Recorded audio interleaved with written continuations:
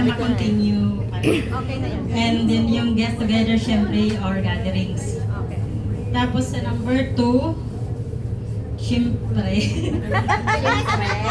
Kasi lagi naman natin sinasabi sa ano na yung unity talaga, pagkakaisa. Pero hindi naman din lagi na nag-aaway tayo, pero in the end naman is nagkakaisa pa rin tayo. Sana manatili yun sa grupo. Amen? Yung pag-uunawaan, sana mas piliin natin na unawain ang bawat isa instead of makita natin kung ano yung mali nung isa, yung kapwa natin. Tama yan. Please. Amen? Kasi may please pa sa dulo. Ilan ba yan dyan? Siyempre, kung hindi natin magagawa yun kung hindi natin mahal or love at wala yung respeto sa bawat isa. So, please love and respect each other.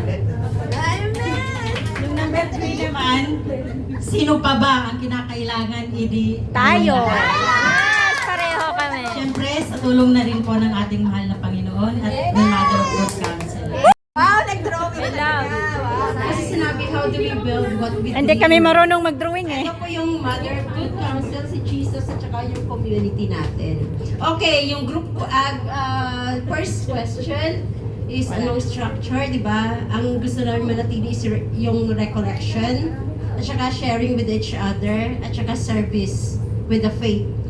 And then, number 2, dedication to service, faithfulness, and be trustworthy.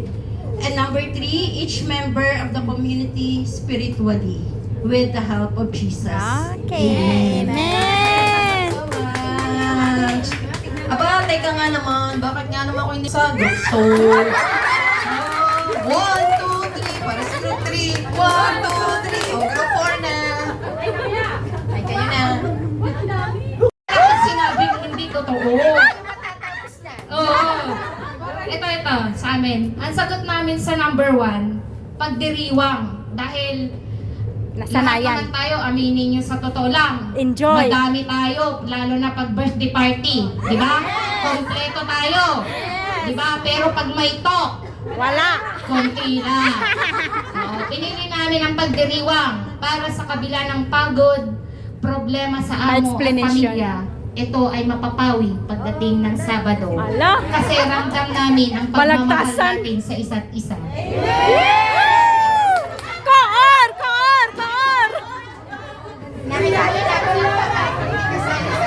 Paglilingkod na sana ay maging tapat at dedicated sa kanya-kanya nating ministry na kahit walang leader, kayang gawin ang responsibilidad ng bawat isa Tama. ng maayos at hindi natatakot dahil wala yung inaasahan. Tama! Tama! Tama! Teka na, yung number 3. So itong number 3, ang kinakailangan ma-involve, syempre, lahat tayo, para laging masaya kahit wala ang isa,